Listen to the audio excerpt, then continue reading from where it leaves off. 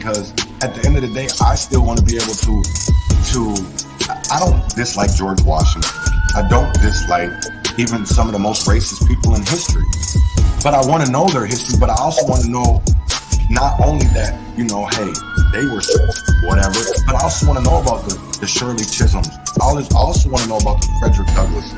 And not even Nat Turner. I want to know more about Nat Turner than him just being some revolutionary.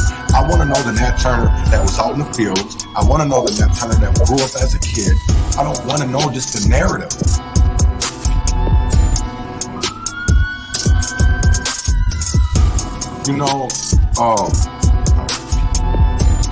Tuned into Urban Conservative.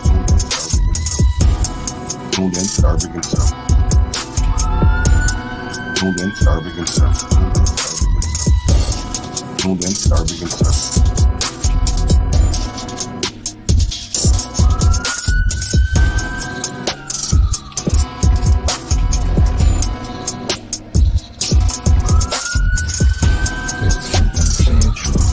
Tuned into Urban Conservative.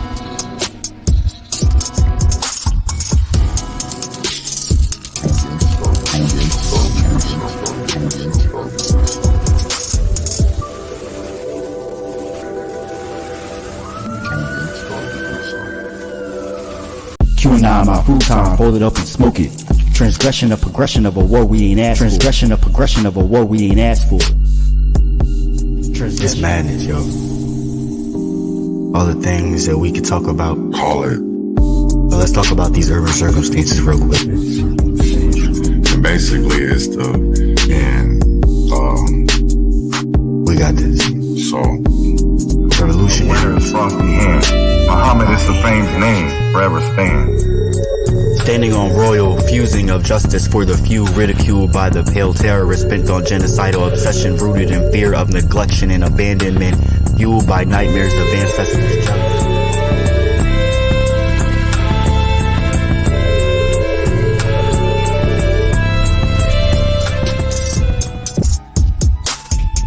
Truth, because at the end of the day, I still want to be able to I don't dislike George Washington. The kind of friends I think all friends should be like my friends. My friends are the kind of friends I think everyone needs. My friends see the things at times I don't see. My friends hate the police.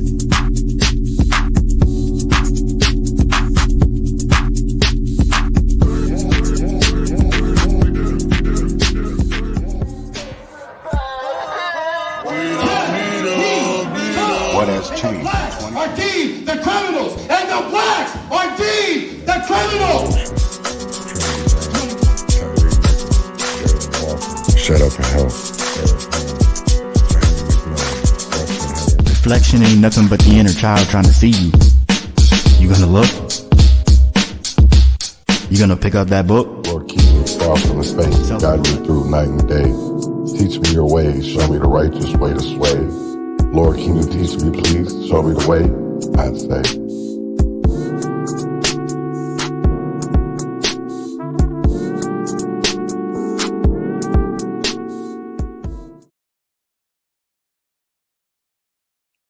Grand risings, grand risings, grand risings, grand risings, and welcome to another episode of the Urban Conservative with Chaz Neal. I'm your host. This morning, man, we're going to really get into something, navigating justice and equity, the Black American experience. And that's what we're talking about today is Black American. But it's not just focused on Minnesota. I'm about to bring this into a greater reach, because what we're going to talk about today isn't just about, Minnesota. It's about how we can do and make change everywhere, just not, this is about our local communities, right? It's about how can we get that world that we want to see, right? Because we all envision some type of world, but how do we get to that world, right? So today is Wednesday. You always know how I start off with my shows now. So I will be playing Louis Blaze and Sam, Why Vote? And I think this is a perfect song for today. And of course, we support independent music over here at the Leon Block. and at the Urban Conservative. So let's get right into it.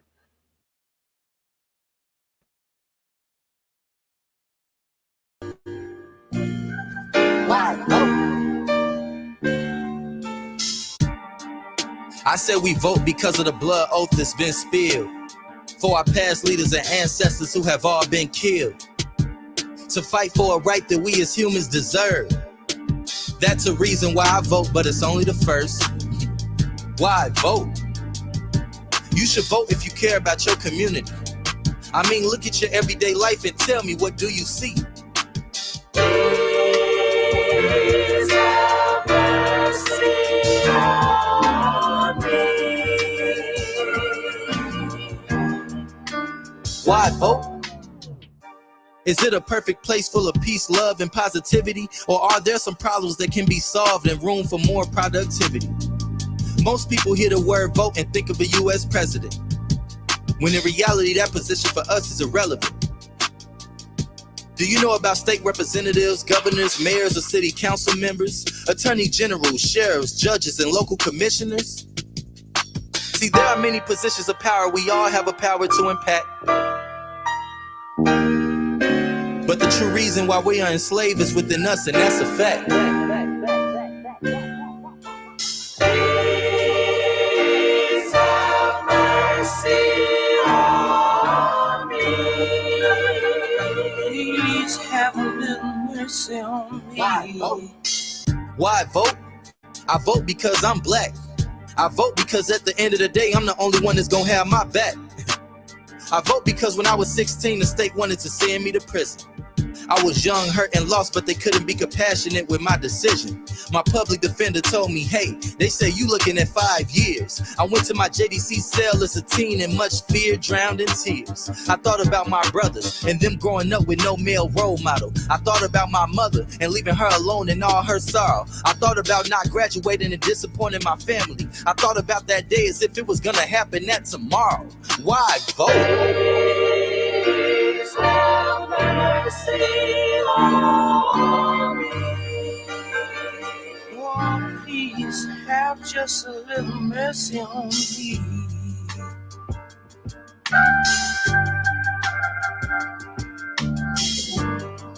I vote because of how many times I've been stopped by the police. I vote because of the trauma that is triggered when they behind me. All I see is a gun in my face and voices yelling, get down, get down. But when I move to get down, they shoot me and load me with rounds. Why vote? I vote because it is one of my only rights as an American. Not to mention an African American. An African without heritage and an American with no inheritance. And therefore, I'm the only one that's capable of changing my narrative. Why vote? Once you've paid your debt to society, your voting rights should be returned immediately. That is an absolute requirement for what we have to do. I vote because I believe we can change our systems around education, economics, environmental justice, emotional intelligence, incarceration, and health. I vote because I've been working to save everyone else. Why vote? You should vote so people like Donald Trump won't become a dictator of your land. One day you laughing at him and another day you got hands around your hands, being drugged up out of your home during the World War III. And all of a sudden we in a bloodbath with a bunch of other countries. Why vote? You should vote because there are some politicians with good minds and good hearts, and all they need is some support from us as a start. But being closed-minded and miseducated is truly dangerous. I ask my people to go vote and then they all get to saying, oh, that don't matter. I don't do politics. I don't even like the president. And all types of ridiculousness. It makes my heart heavy that my people feel so dismissed and disconnected from this society that we forget it does exist. The power of the vote, the right that you have. The justice is within, we just have to reach in and grab. There are many reasons to vote, I shouldn't have to tell you why. But when you ask, this is it. This is the reason that I vote.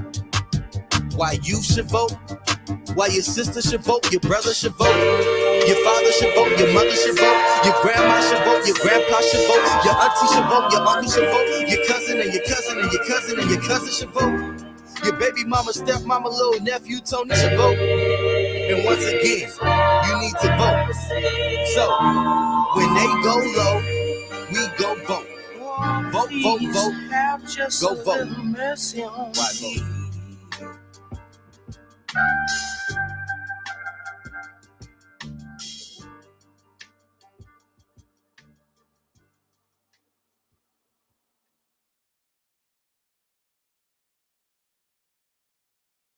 So that was Louis Blaze. I mean, Sam, why vote? Damn, I'm trying to. Okay, there it goes. Today, man, I want to talk about some shit that I feel like,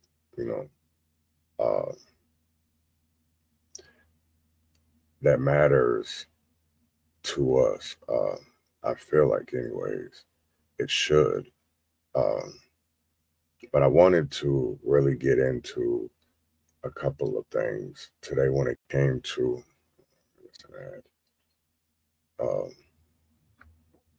politics, because I don't think we really understand what matters, right?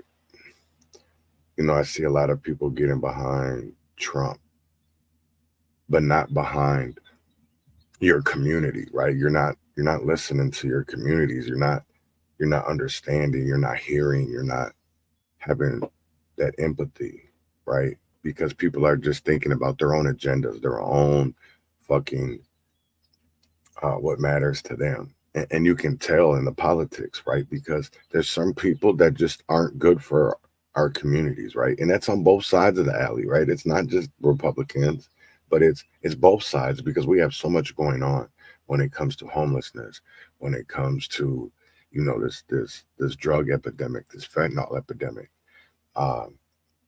and especially with this violence, not only just guns, but there's been a lot of stabbings. There's been a lot of, I guess I don't know what to call it. People have been getting hit with metal poles or,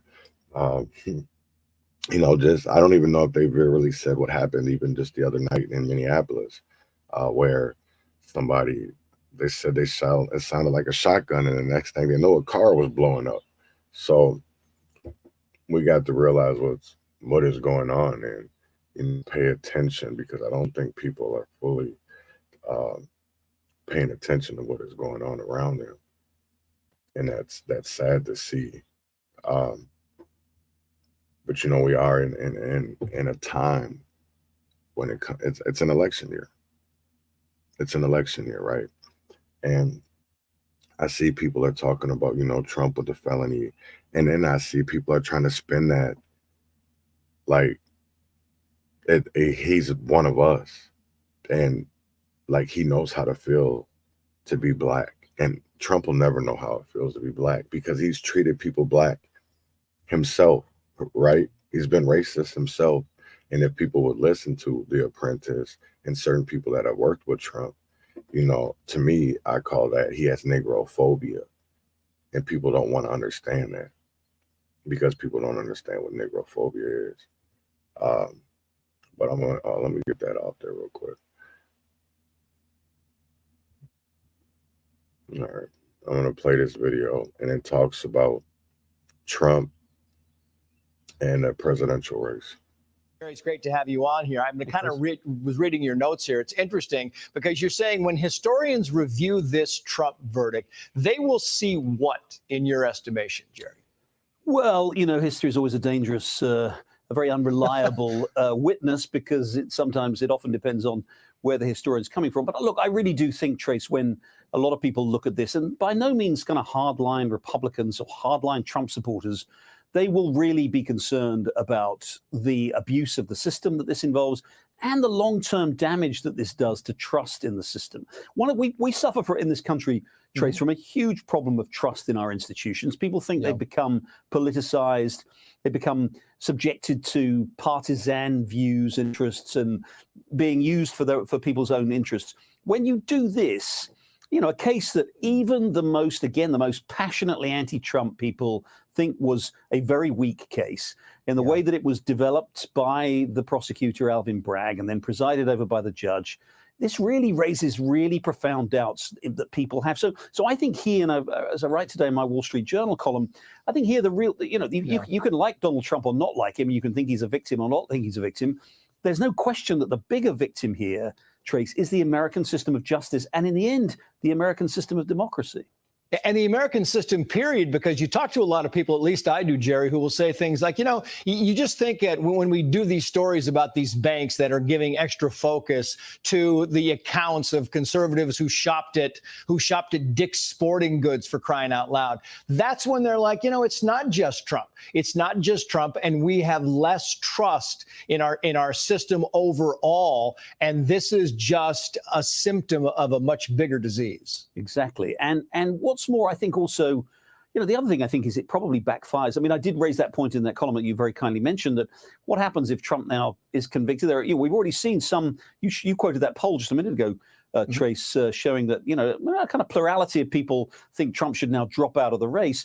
Well, what happens if, as is quite likely, I can't predict the law, obviously, better than anybody else, but what happens, as is quite likely, what happens if his conviction is overturned on appeal, but after he's lost a very close election? That, to me, seems to be, the legitimacy of our very electoral system, and you could, again, I don't agree with what a lot Trump said about 2020, but if that happens, if Trump's campaign is adversely affected by this conviction, which is then subsequently ruled by another court to be improper, the damage that will do to the whole idea, the legitimacy of our system is going to be incalculable. And here's what I don't get. Maybe you can help me with this. The Ipsos poll, this is ABC Ipsos. Were the charges politically motivated? Look at this. Yes. 47% say yes. And then we did a poll earlier, the same ABC Ipsos poll, Jerry, that said, was the verdict correct? And people are like 50% yes. So there's clearly this overlap of people who know that it was politicized and don't care.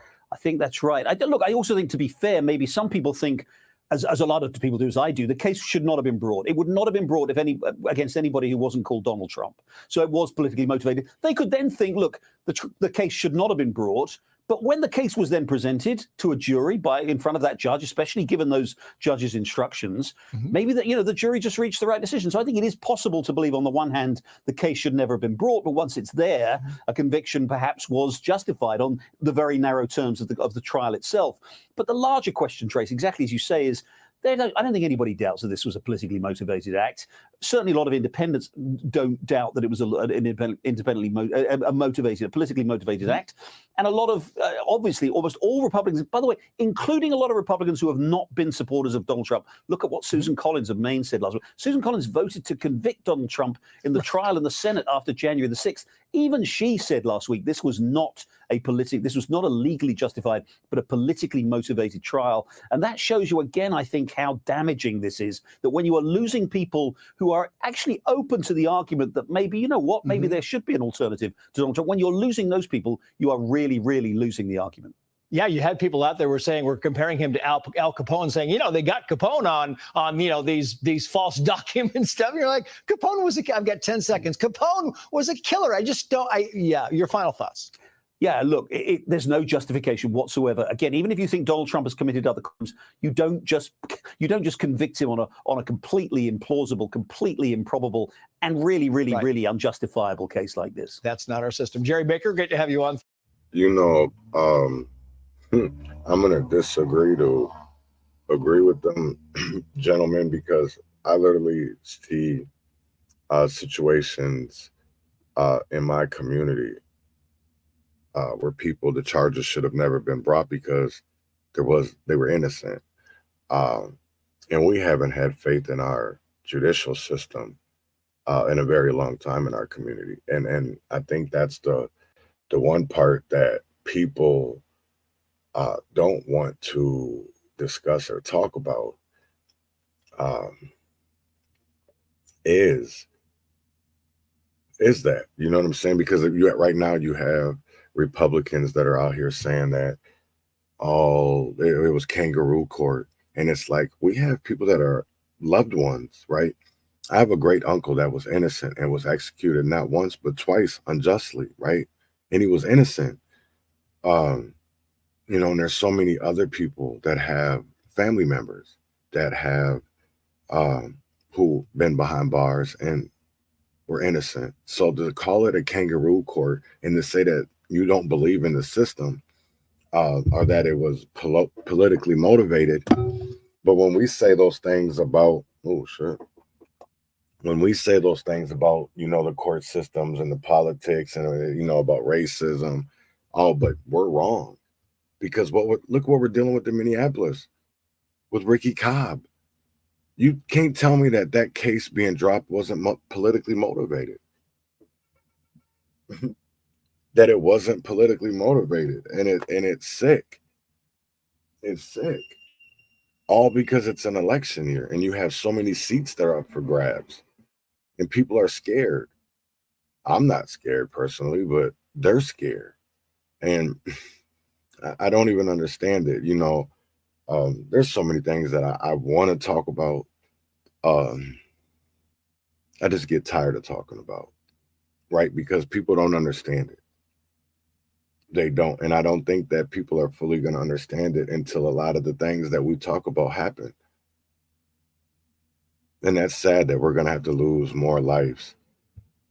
There's going to be more bloodshed, more innocent bloodshed to get these people, for them to get their agenda across. And that's sad that we have to deal with that. But I want to play this next video because they talk about Trump and how, you know, the justice system, right? The judicial system. So I want to play somebody that was affected by something that Trump did.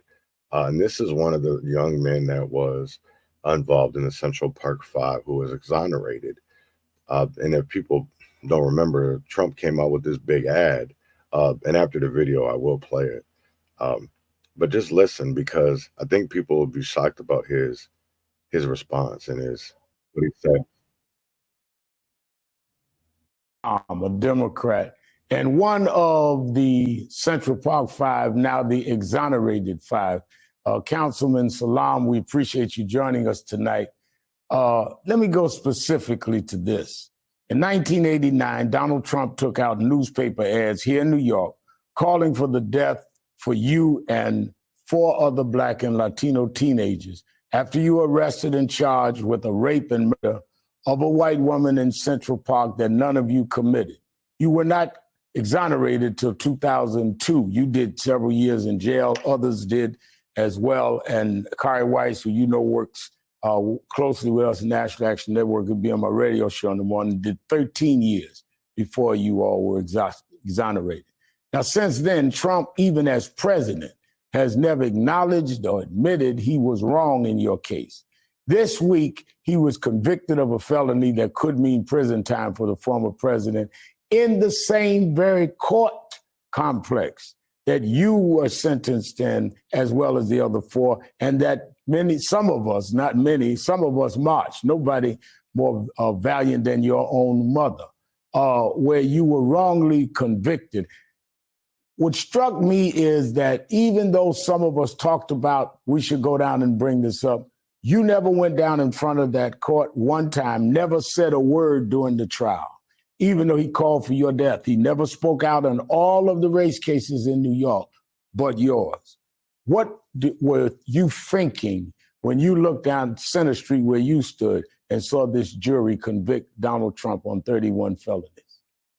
You know, Reverend Al, first of all, thank you for having me. I want to first echo the fact that for many, many years, I called it the criminal system of injustice because of what happened to me and people just like me.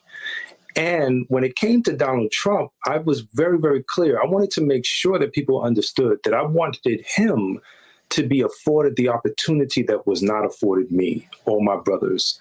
They looked at the color of our skin and deemed us guilty in a country that says you're innocent until proven guilty.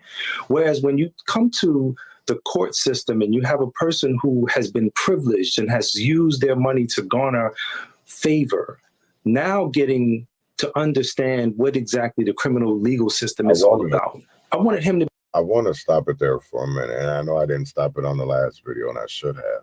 but he says something that's really important because, you know, growing up, we always believed that it was innocent until proven guilty. But you see that it's only that way for certain people, and then you wonder why. You question, right? Well, then you say, well, is it because they're black? Is it because they're another race? And then people say no. Well, then what is it? Because if two people have similar crime, let me say this, right? Because the way that the Republicans are twisting it are literally like, and I understand their point, right? I understand it. Well, no, fuck that. I don't. I don't understand it because I'm not going to let you compare you being a Republican and your policies are the reason why they're going after you, right? That's not the same as 500 plus years of being wrong because of our skin color, and there's nothing that we can do about our skin color. And the fact that you're erasing our history right in front of us, and you have paid community leaders helping you erase our history to disenfranchise us. So it's not the same. There's no comparison. It's like comparing what's better for you, apples or bananas.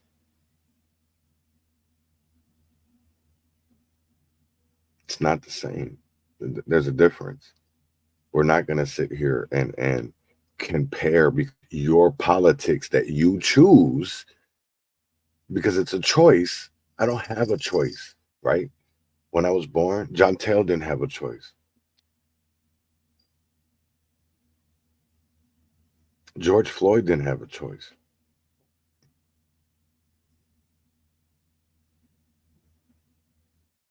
Jalen Walker didn't have a choice. Tamir Rice,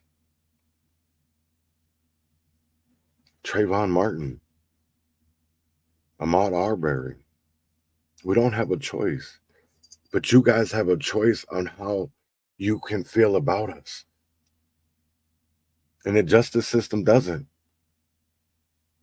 because it's led by people that don't want to understand where we're coming from, or the fact that your policies have made our communities a hellhole, and you allow it, because as long as it's not in your backyard, and I really start to understand that now, right?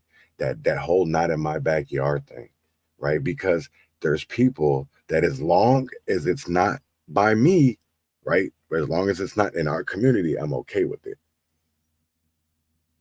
So that's why you see more things over in North Minneapolis than, let's say, or certain parts of South Minneapolis. Same thing with St. Paul, same thing with Philly, Chicago. They want it contained to one area. That's why they allow the open drug market in certain areas, because, hey, as long as you keep it over here, we won't fuck with you too much. Just keep the gun violence down a little bit. Stop the beefing. You know, we won't come in and fuck it up. Y'all make us look good, we'll make y'all look good. And people don't even understand that. It's all a ploy. They've been doing this shit since the 80s. Since the 80s. But yet, because we feel good, we have, you know, Juneteenth celebrations of where, if you look back at history, you know, when we were doing it independently before the government and the cities started doing events and started sponsoring events, we used red, white, and blue. Now that they've taken it over, we're using RGB. But nobody wants to say, and when you do say something, you're the bad guy. You're the bad guy. You're the bad guy. But I don't expect no Nigerian that's born in Africa to understand Black American history. I don't understand them. I don't expect them to understand it, right? Because they'll never understand it, because they can never experience it. Their people have never, his ancestors never experienced that. They never experienced the joy of the Emancipation Proclamation, right? They didn't get to enjoy that. So he can't understand what Juneteenth means to American descendants of slavery, Black Americans. Because this is our heritage. We're not immigrants.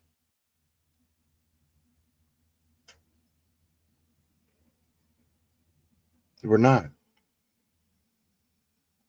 So let me get back to, I went on a rant long enough. To be able to feel that, to see that, to experience that. And I was proud that our jurors, 34 counts, but when you think about the 12 jurors, each of them looked at all of the counts and made a decision to find this man guilty. And so that, I think that that is significant. I think that number comes up to something like 408 different guilty charges, right, from 12 individuals. Profound. And for me, I was looking at this really with tremendous hope, with the opportunity to say to myself again, is this an opportunity for us to have a semblance of becoming the United States of America? Yeah, all of the rhetoric that Donald Trump has been spewing has been the exact opposite of that, that we are divided. We've been divided. We've been divided, I think, even more so under his so-called leadership. But now we get the opportunity to really, truly understand he is not like us.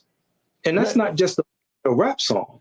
But the truth of the matter is that we've always had a love affair with Donald Trump. Some of my favorite hip hop artists, like Nas, he said, I want to be rich like Donald Trump and Marlon Maple. His father gave him a loan that was more than the money that we received from the state. And so we have to really, truly understand that.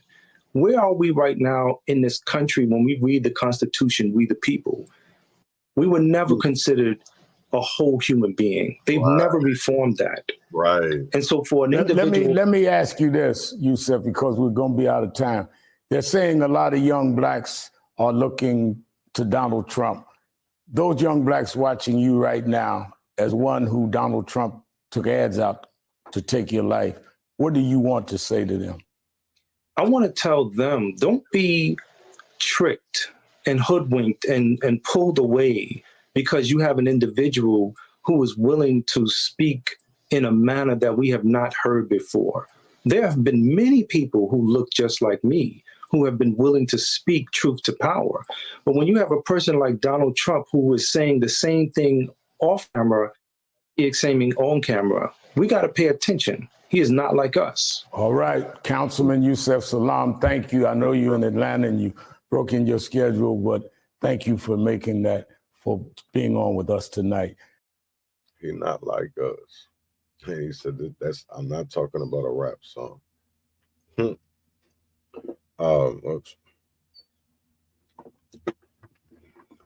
I'm going to say this, right? Because for me, I think it's more about local politics than anything. Because at the end of the day, we still, and I sit there and I say this all the time, is that, there's the executive branch, then you have the legislative branch, then you have the judicial branch. So let's focus more on the legislative and the judicial branch. And that's how we make change, that executive, because we can overpower that executive. That's what people don't understand, right? And I want people to understand is that we can, that because there's what's crazy? Let me play this real quick, because I got to find it first, but let me talk to y'all while I do. Because I'm going to tell you right now, it's we, the people in certain areas, and it's crazy how the media doesn't talk about it. But then I understand why they don't talk about it, because at the end of the day, we, the people, are winning. And that in this situation, right? That's why they won't show it. And I think I understand that now of why. Because when you're winning, they don't want you to see the wins. They want y'all to see, they want us to keep on being down and out, and that we're thinking that we're losers and that we're not winners. Because I'll tell you right now, this story that I'm about to play next shows that we literally, we the people can win when you unite. So this is from Illinois, Dalton, Illinois. Oh, whoops. Yet police had to stop it from getting physical. Let's get right to political reporter Paris Schutz and the showdown between Lori Lightfoot and Dalton Mayor Tiffany Henyard. Paris. Dawn and Scott, that showdown is continuing outside of Dalton Village Hall. Trustees voted 4-2 to override Mayor Henyard's veto and reinstate Mayor Lori Lightfoot's investigation into Henyard's spending into that 2023 trip to Las Vegas. And as you mentioned, soon after that vote, things just broke down into utter chaos. Multiple sides shouting obscenities at each other. Cops had to step in and break it up. This is right after Henyard and her allies tried to block Lightfoot from getting up and making some brief remarks. Eventually, Lightfoot got her mic turned on, and here's a little bit of what she had to say. Thank you. All right. What I will say is that it's an honor to be working on behalf of the residents of Dalton. We have not arrested one else. You was once a mayor too. You should not even be disrespectful like that. That's sad. Clear the room. Clear the room, guys. This means adjourn. Everybody out. So 2 hours of absolute contention here. Lots of residents voicing their concerns. Earlier today, Mayor Henyard had the block in front of Village Hall cordoned off, making it very difficult for folks to get here, especially if you were senior or disabled. So Lightfoot's investigation, at least according to trustees, is back on now. It's going to focus into Henyard's spending of village resources, as well as that 2023 trip to Las Vegas. And Henyard doesn't believe the investigation is legal. Now, residents lined up hours before the meeting. They got in, they packed the Village Hall, and they let their feelings about Mayor Henyard be known. You're not going to understand until they put those cuffs on you. You're not going to understand it. You don't care. But baby, they on to you. It is a shame that we, the public, can't ask you anything about the BMWs, the Range Rovers, all of that. It's like you're keeping all of that hidden from the taxpayers, and we pay for those. You guys are following fiction, a made-up story. It is a smear campaign going on right now. So as you can see right outside Dalton Village Hall here on MLK Drive in the village of Dalton, residents still fuming, still voicing their concerns to police officers. Police officers had to keep the peace as the meeting erupted into chaos. But the news out of this meeting, trustees vote 4-2 against Mayor Henyard. They reinstate Lightfoot's investigation into things that the FBI is also probing right now.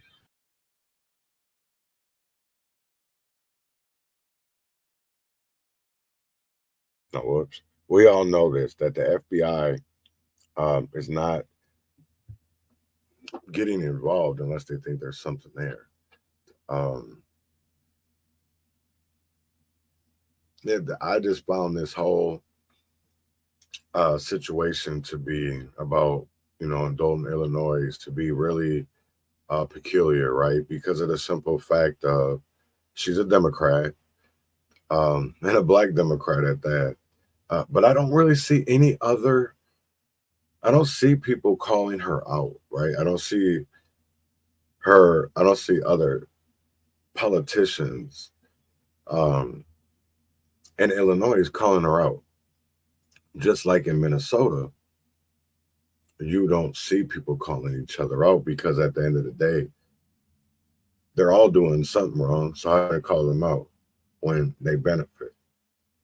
So I want people to really honestly think about that and consider that when you're voting, because this is what goes on. And there's no safeguards for us. There's no metrics. There's no oversight. And we see tons of money being fraudulently used, all in the name of social justice. Or they say they're going to eradicate homelessness. They say they're going to abolish the police. But then yet when a police officer dies, they're right there. And I'm not saying you shouldn't feel bad, but don't do it for politics. Our lives shouldn't be. And this is what I understand why police be mad, right? Because don't be out here talking about, defund the police and doing smear campaigns But then in the next breath, when an officer dies, you want to use it because it's an election year. Or you want to stand with them when it benefits your needs.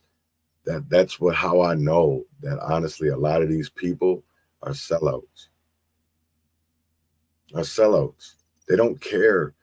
They're not there to speak up for when we're wronged, right? Just like the Unity Community Mediation Team right in Minneapolis. They're not for us. They work for the city. So I want people to understand this, right? They get their paychecks are signed by the city of Minneapolis and Jacob Fry, whatever the hell y'all want to call him. I want people to understand this, right? That's how they survive. That's how they're buying new houses. That's how they're buying new cars, going on vacations, doing businesses, starting new companies, LLCs. Come on, man. And yet they want to call themselves self-made men. But see, and I want people to understand too, there's certain things so when they do these big old backpack giveaways, or they do shoe giveaways, or they buy tickets to, let's say, the Timberwolves, the Lynx, or they give away, it's because they got to clear their budgets. It's because they got to clear their budgets. I said what I said. It's because they got to clear their budgets. And if you look at around the times of what time is around certain areas, certain communities, 2 + 2 = 4 in the math world. So go put up that together, and then y'all figure it out. Y'all come back and tell me how these people don't work for the city of Minneapolis. Those are city of Minneapolis nonprofits. And some of them work for the state of Minnesota. BLM Minnesota, they work for the state. Man, they work for everybody. Everybody got them bent over. They pig roasting Terhern Cruz and Chantel Allen. They doing a pig roast on their ass. Dead ass. They filling up every hole. The police, the unions, the reparations. This shit crazy. I don't even understand that. And then we stand for it. We allow them because at the end of the day, we're too undereducated. Because we feel like we can't overcome. We can. Because we're in control, but we allow them to be in control. Because there's 2 types of fear, right? You can face everything and rise, right?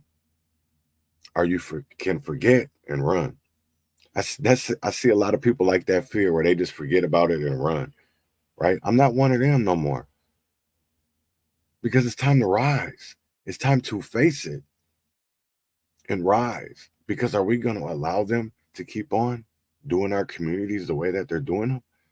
You know, this is the one crazy part. They're offering this program in Minnesota for small businesses that were affected during COVID, civil unrest. But it's relocation grants, right? For certain areas, in poor areas, to get them out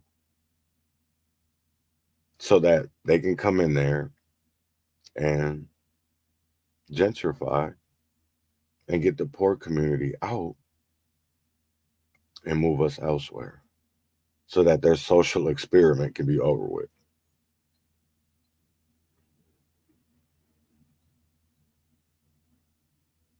Let's talk about it. Because they don't stop the violence. They don't stop the crime. They spread the crime. I want people to understand what I'm saying, right? They don't attempt to prevent it. They don't attempt to stop it. They spread it. They spread it. You guys want to talk about that? They spread it. Because I'll tell you right now, some of you know it's crazy. You can literally take the train from St. Paul to Red Wing for $7. $7. All that land and opportunity, all that land you guys got over there for campers? You guys don't have laws against homelessness. Like some areas, you might fight about it, but if there's enough people down there, you're not going to do nothing about it because your police departments aren't big enough. I don't know how many officers are on shift on Red Wing during the day and at nights and on weekends.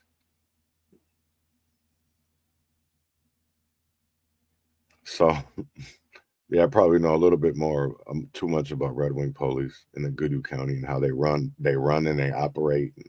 Yeah, I studied them way too long, and still know some of that stuff till this day. And I'm sure they probably changed it up since then, since they're on their, I think this is their third chief. Yeah. It's been crazy. They've been through 3 chiefs in 4 years. Interesting. Huh. But yeah, nobody wants to talk about the Black experience. Nobody wants to talk about, it's such a oxymoron now to have discussions about being Black, right? Because they try to put all this African American and call them Black. And I have no problem with that, right? But they don't, and that's what's crazy because look at all the DEI hires, right? The what do they call that? Diversity, equity, inclusion. Look at all the hires that they tout that work for the city or they work for the state. They're not Black Americans. I don't see them. That's what's crazy. I don't see them. So that wasn't for us, right? That wasn't for us. That was for the immigrants that you keep bringing over here to America so that they can feel included. You just couldn't directly put it out that way, right? So you said, hey, you know what? We see y'all are being discriminated against. So we're going to do something called equal opportunity employment. But before that, you know what? Dr. Claude Anderson's got this great idea called corrective action. But we're going to take it and we're going to call it affirmative action, right? Because we can't correct it. We can't correct what's going on because we don't want to. We want to keep on having Black Americans endure so that one day they just get tired of fighting and they won't remember what being a Black American is anymore. They won't remember what chattel slavery is. I know he's going to be like, you didn't say that right. I know. Chattel slavery, right? They're not going to, our future generations aren't going to understand that their ancestors were property. So like the cell phones they're going to be holding, literally the same thing. They don't want our kids to understand that. They don't. And John Taylor, if you're on here, say something real quick because I want to play a story that I found very interesting, and it kind of, well, it didn't blow me away, but I think it's caused some conversations that I think are very interesting, and I think that people can learn from this. Okay, yeah, here it is. So yeah, if jump on, man, I want to play something. I want your opinion. So I'm gonna play this. Trans man is a real man. Well, this man, hear me out using your logic here. If they want us to believe that a trans man is a real man, well, this man here plays in the WNBA. That's right, the WNBA. So shouldn't he be moved to the NBA? Right? It's only right. Or does it really not apply? I'm confused. Is it smoke and mirrors? Is it real? Someone please help. Seriously, make it make sense. Hear me out using your logic here. If they want us to... Did you hear it? And here this plays in the WNBA. Hear me again. Have you seen this video? Why you keep going in and out? That you or me? Oh, okay then. I didn't. You there? Yeah, I'm here. Okay. So have you seen this? No. You haven't? Okay, so I'm gonna play it, right? Because this is something that I've seen being talked about. Using your logic here, if they want us to believe that a trans man is a real man, well, this man here plays in the WNBA. That's right, the WNBA. So shouldn't he be moved to the NBA? Right? It's only right. Or does it really not apply? I'm confused. Is it smoke and mirrors? Is it real? Someone please help. Seriously, make it make sense. Hear me out. So what you want my response? Yeah, that's right. Mm-hmm. So look,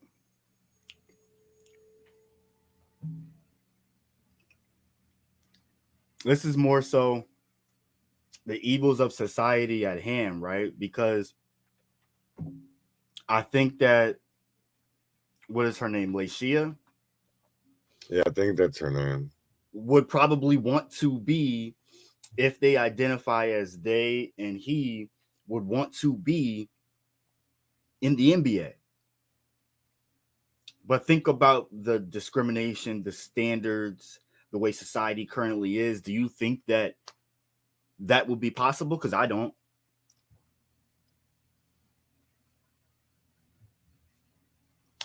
Like, do I think that it's right for them to be in the WNBA? No. This is the way that. Do I think that it's possible for them to be in the NBA? No. Do I think that they should be able to play ball? Yes. Do I have a solution? Because what I would want is for them to be in the NBA. But I can't see the NBA letting that happen because that's going to create a firestorm. And I don't see the NBA being ready for that or wanting to accept that anytime soon. I don't see either one of those, that whether it's the WNBA or the NBA, ready to jump into that, because you know what that means? That means that could put the WNBA and the NBA on rocky ground, because that would challenge their existence altogether. They don't want that. And I'm pretty sure they want to keep them separate instead of dissolving altogether and having one big organization, which I don't think I would want. But I don't know. Like, I don't want to be sexist and say that I wouldn't want to see a woman team, against the male team. I think that would be kind of cool. But again, I'm not a sports guy, so I ultimately don't care. I just am for equal rights. And that's what it comes down to for me. If one person wants to do this and that's what they want to do, let them do it. If they get their ass pummeled, that's their prerogative. If there seems to be some inequities, I feel that they can be discussed, but I don't feel as though there should be any barriers to someone just because of some kind of physical makeup of theirs. I truly believe that what is underneath your clothes and what your body parts are is your business. And I really don't want to, I just think that that's for someone else's body. But as far as like, hold on, I didn't even read this.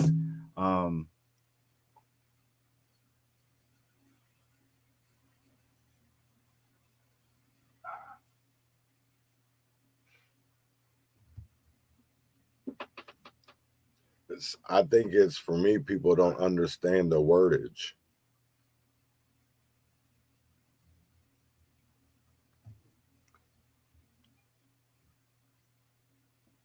And I'm glad that, honestly,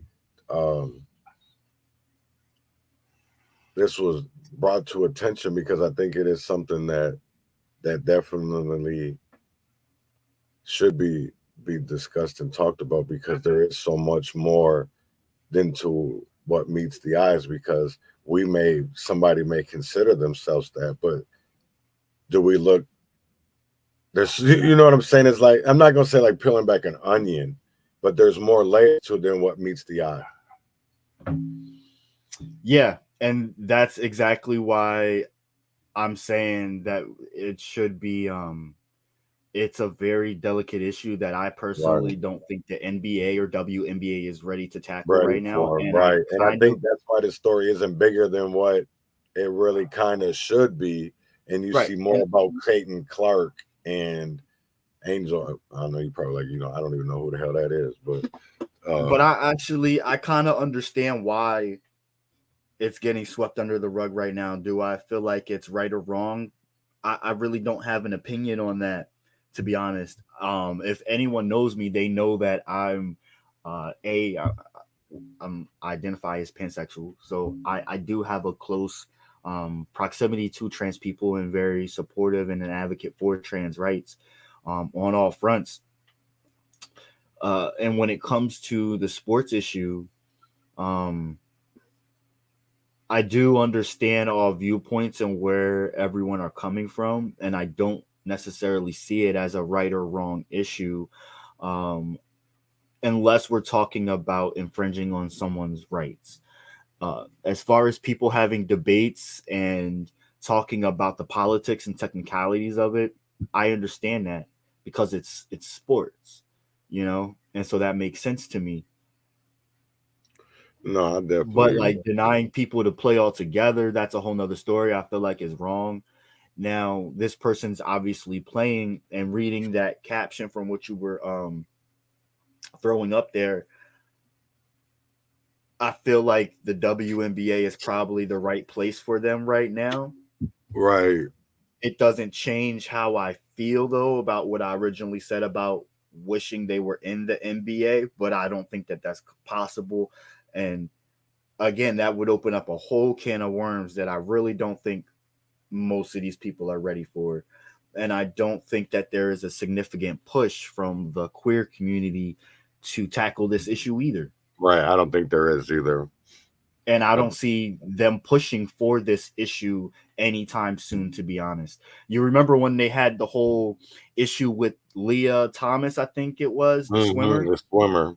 Mm-hmm. I didn't see the queer community jumping on that. I saw a lot of individual queer activists like myself jumping on the issue, but there wasn't any real big firestorm. It was a media thing, and then it just fizzled out. And then another story popped out about it, and then it fizzled out again. So again, the queer community is not jumping on this.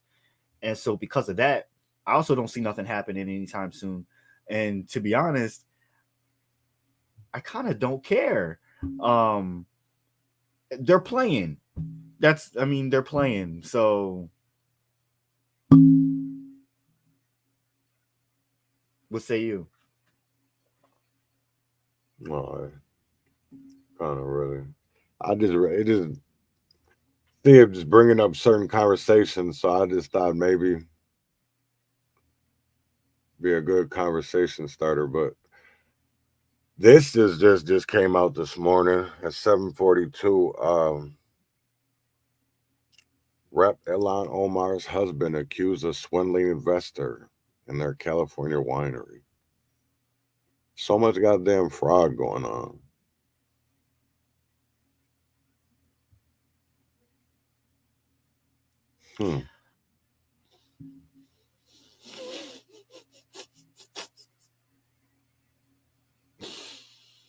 I could say a lot.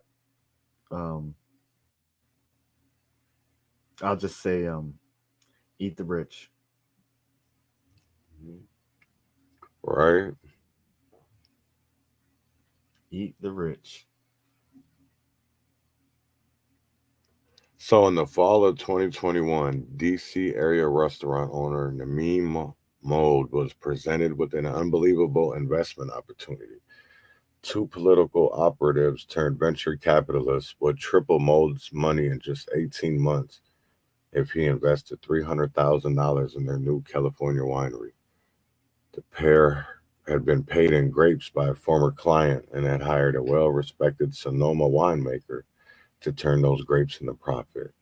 They promised if they didn't pay Mold the full $900,000 on time, they would tack on 10% monthly interest on any outstanding balance, according to the contract shared with the reformer. The offer might have seemed suspicious if not the person making it, Tim Manette, a well-connected political consultant and husband of U.S. Rep. Ilhan Omar, whom he married in 2020. Manette came recommended by Mold's attorney, Faisal Gill, a former Democratic operative himself who knew Manette from his days working on Keith Ellison's congressional campaigns. Manette and Gill had been friends since. Omar endorsed Gill in his unsuccessful bid for LA County Attorney, and Gill donated $1,000 to Omar's campaign in 2021. I trusted Tim, Gill said in an interview. If it was not for Tim, the deal would have never happened. Mold wired $300,000 to Manette and his longtime business partner, Will Haler, with whom he founded a political consultancy called E Street Group in 2010. But 18 months came and went without Mold receiving the $200,000 return he was promised from the winery. E Street Crew, whatever. Manette and Haler only returned Mold's $300,000 about a month late, according to a lawsuit Gill filed on behalf of Mold in California last fall, seeking at least $780,000. The complainant, which has not been previously reported, claims the pair fraudulently misrepresented that East Crew LLC was a legitimate company. Haler and Manette deny that they defrauded Mold. Rather, they say they simply struggled to build a successful business in a challenging industry during the COVID-19 pandemic. East Crew LLC, like many wineries, is living invoice to invoice, sale to sale to stay afloat given the economic conditions of the industry. Haler wrote in a response to a list of questions from the reformer. Haler declined requests for an interview on the phone. The winery's struggling finances represent a significant change in fortune for Manette and Haler since Omar announced she would no longer use their firm E Street Group on her campaigns after paying them around $3 million in the 2020 election. Still, Haler defended the potential for large returns in the wine business, writing, "If any investor put X dollars in to allow the company to purchase grapes, and we turn those grapes into bottles of wine that we sold, you would see a 3 or 4 time return." Damn. So that everybody just want to be in the wine business now, huh? Fraudulent business, a scamming business. I can't remember what like entity it was that had aired this like documentary, but it happened to do with the connections between politicians and lobbyists and the money that they get, and then they take the money and then invest it in different things, and how so many of them, like Nancy Pelosi, and how rich she is from all the money that she invests in. And it's very interesting, the people that they invest in, like a lot of these politicians especially invest in war. Just very telling.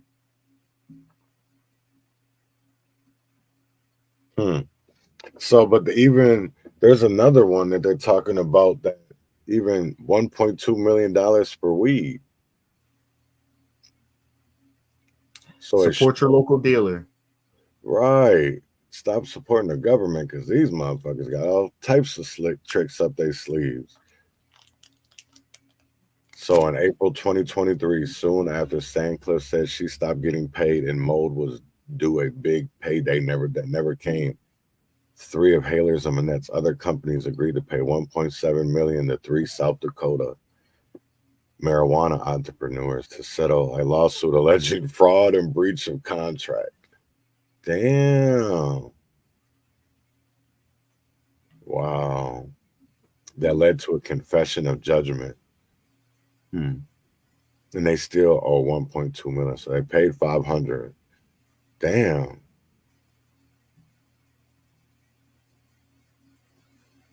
So I don't understand. Damn, that's crazy. I tell you, people got a lot of time on their hands, because there's too much that goes on in the world to even just be catching the littlest shit.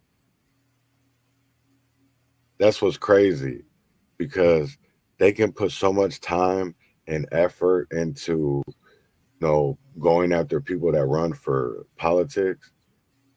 But what about all these cowards out here that have killed kids and they're still out here, and then we don't even put the time and effort to find their killers?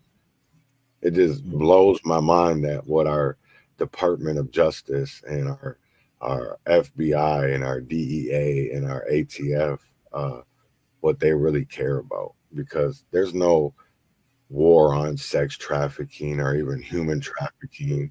There's no war on drugs. The message is on us. The war because is on the government controls and runs those things. I don't need no green screen. I'm ghetto. I'm too broke for that. No, I did see him at Five Below though the other day. I did. That's see that. why I brought it up. I know. I wish I had But one then I close gotta get by something me. to I hide it don't. back. Like, why? Then it won't do all this. Right. Why? Yeah. What will a green screen do? It'll be blend like with the background. Oh, it'll blend. So, but what if I got like an outfit that was a green screen? Would that work? I think your face would show. Oh, okay. Yeah, that kind of thing. Like, But then I'd have to start doing. I'd have to get up a makeup artist before I go live. Oh my God! Like, because of when it like show more of my ugly ass features. Oh my God! I'm just talking shit. But damn, it's always some corruption in our. Whoops, and I just hit the wrong button again. That's why.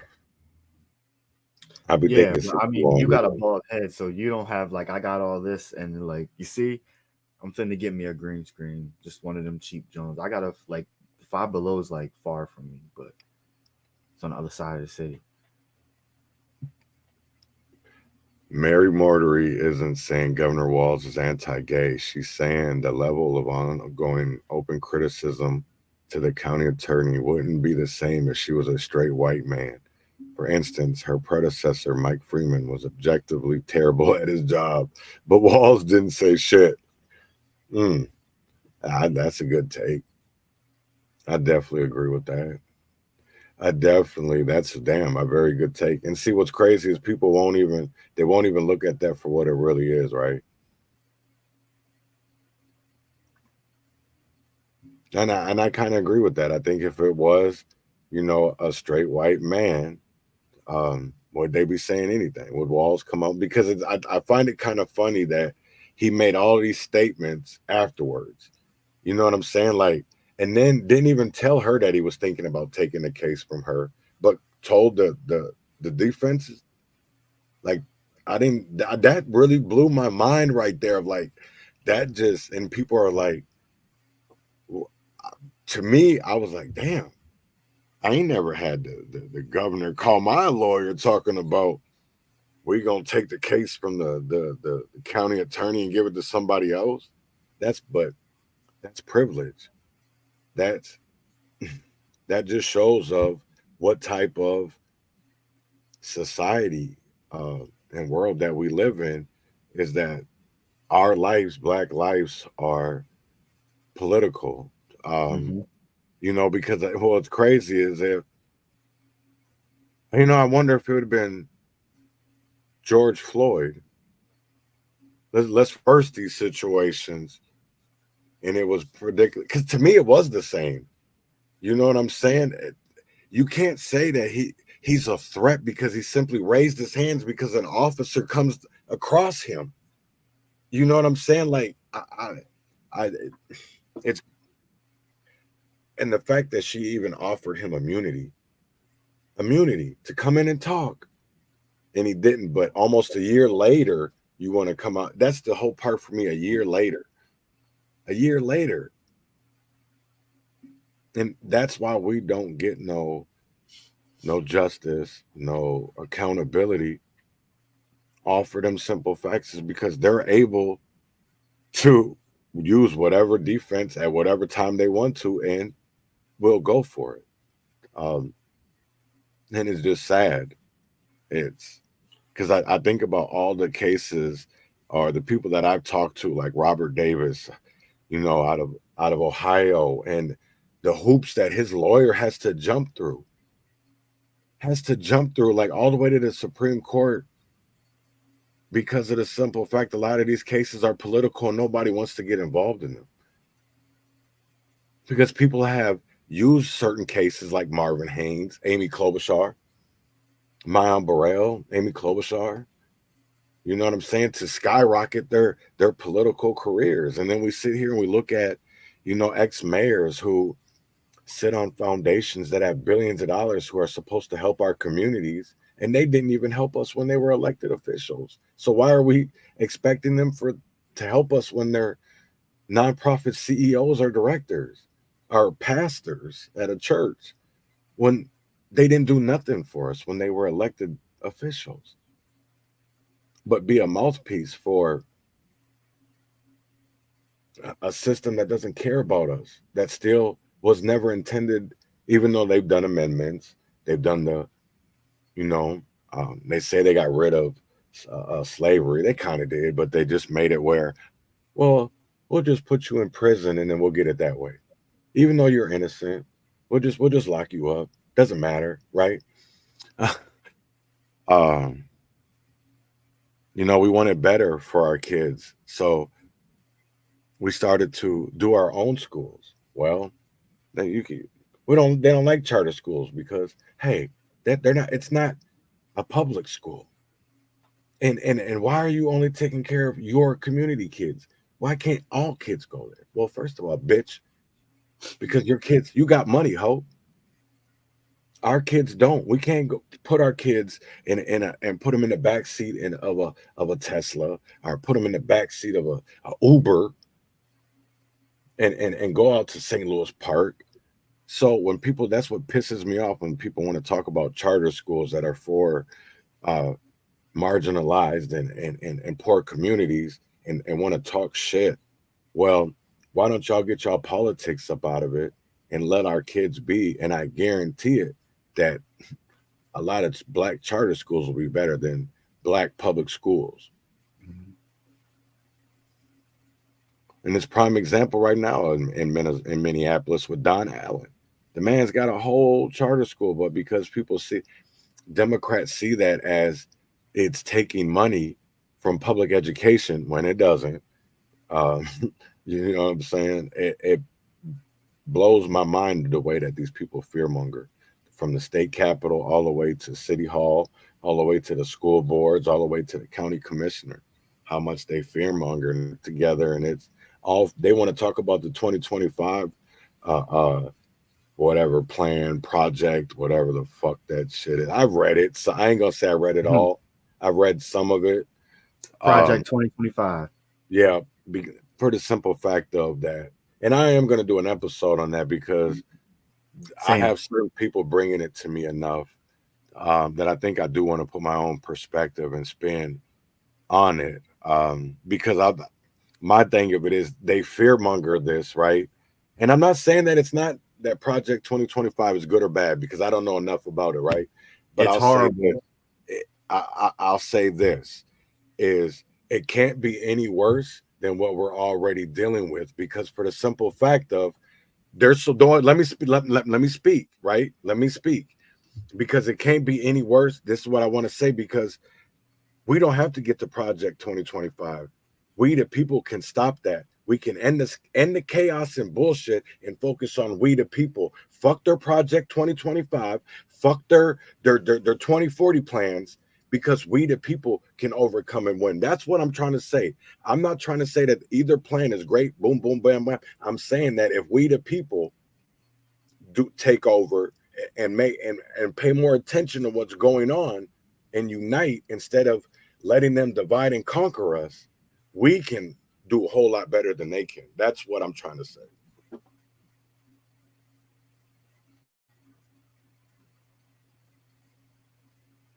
Well, when I get thrown into an internment camp, I really hope that you come save me. What do you mean? What are you talking about? That's a part of Project 2025. Did you not just hear what I said? So black and queer people will be considered pornographic. So, you know, they also have that in there about internment camps. You're Do gonna I sit believe there that and all this stuff bypass is going to come everything to that I just fruition? said. No. Do I think that people should be, fear mongered? No. And that's why you don't hear me really talking about it. But I do think that people should be educated on it at the least. Do I think that people are going to listen? No. But I think, I'm still going to do an episode on it too. And I'm going to leave it at that. I'm not going to there's people around me that are going crazy over it. Like how people were last election. And look where we are now. So, I mean, is it something to worry about? Yeah, but Right. That's a Minneapolis Freeman half. Gotcha. That's when that Minneapolis police officer was killed.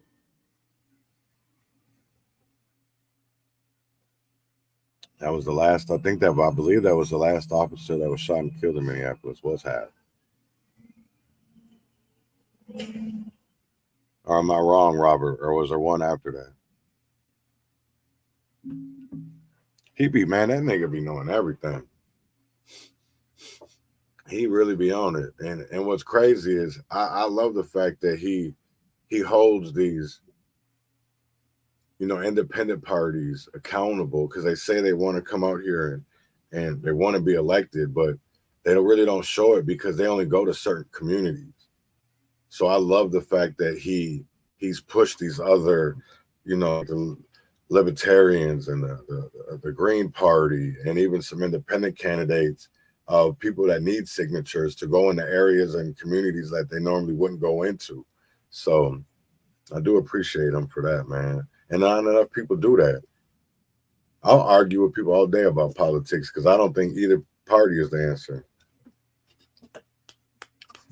But the society that we live in and the current system that we live in, until we can get another party that's powerful, we live in a two-party system, and it sucks.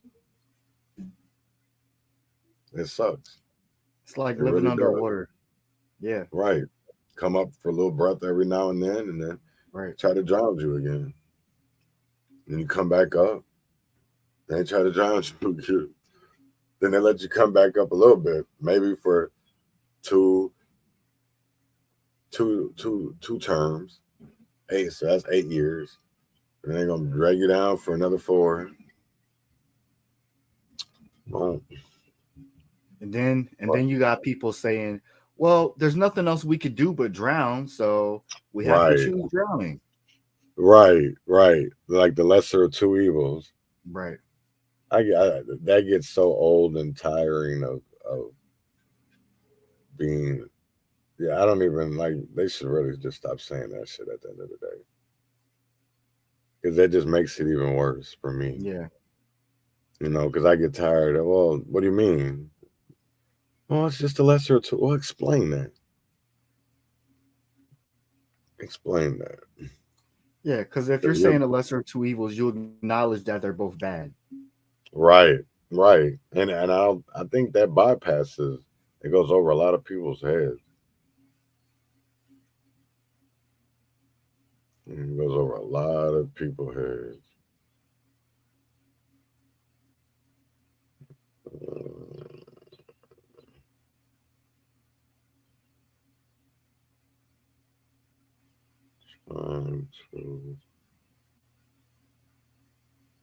Anything you want to say before I get up out of here? No. Yeah, just make sure y'all tuning in to the Urban Conservative Monday through Friday. Check out our YouTube page, the Leon Block Independent Media, where you can get episodes and clips from all our shows, including the Urban Conservative. And thanks for having me today, bro. Oh, always, man. Thank you for coming on. And speaking about that, I know you're really not into sports, and I probably should have been a little bit more explanatory about what I was going to bring it up for, but I don't know what the fuck I was doing. Well, I mean, I think it's a good thing to have people that don't speak on sports to talk about it too, because it's not a biased viewpoint, I think. You know what I mean? Right. Like, I'm not going to be biased about it, whether I'm supportive of like queer or trans people. It's more about just looking at it from like trying to be fair in general. Exactly. That's just where I'm at with it. Be more open and just when it comes to just understanding people, and that's where it comes from. Understanding. Right? You ain't gotta accept it, but just be open-minded. Opening your mind will go a long fucking way. A long fucking way. Facts. A long way.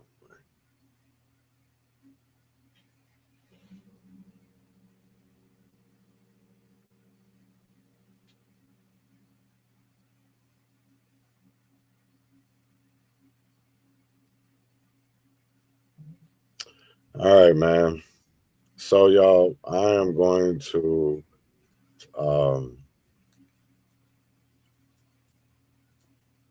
end this episode. Today. Whoops. And I will catch y'all tomorrow, same time, same place. I have Lisa Bender. Yeah, I know. And I'm gonna bring you on and talk about that soon, though. But I'm gonna get up out of here, y'all, today. Win or fail, freedom or jail, heaven or hell. I won't die alone. Circumstantial saint, man. I play. Y'all have a great one. Enjoy the rest of your day. Today is it Wednesday, hump day? It is hump day. Yep, so enjoy your hump day, man, and get up out of here and listen and relax to I Won't Die Alone, Circumstantial Saint. We do better. So who wants to waste their time? But then some call you stubborn or picky, then you start to wonder, am I? I don't want to die alone. I want to be close, though I don't want to boast. But when you set boundaries, you create standards, and these things have kept me out of trouble, you see.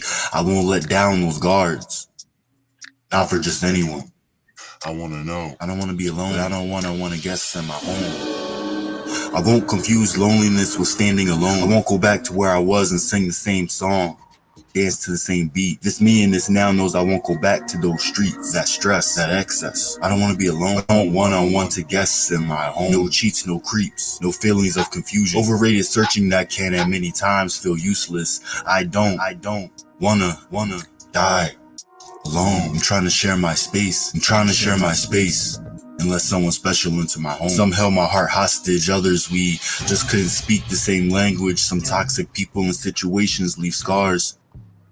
I don't wanna die alone. I wanna know. Make you shaky, take your breath away, kinda good or bad thing. I wanna know who keeps all my stuff. Should I go? What is an emergency contact? I wanna know. Most of my thoughts go unheard, so whenever I do get into a conversation, I either have nothing to say or I wanna know too much. I think I'm alone because I run people away. Intense or in suspense, shy and on the fence, bold and too passionate for some. Too many times I feel numb. I'm overwhelmed, so I fall back and sit alone.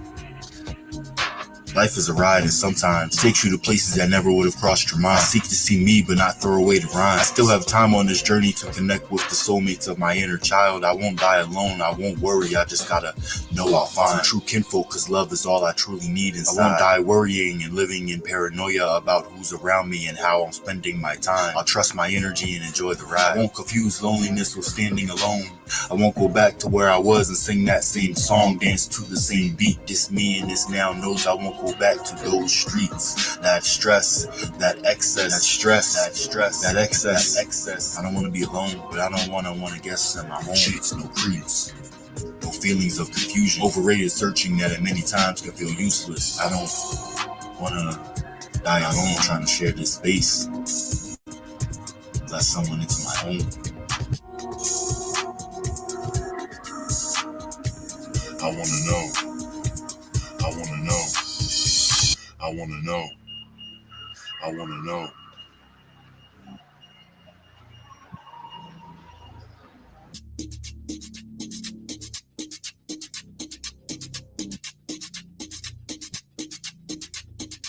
That stress, that excess, I don't want to be alone. No cheats, no creeps, no feelings of confusion. I don't want to die alone. That stress, that excess, I don't want to be alone. No cheats, no creeps, no feelings of confusion. I don't want to die alone.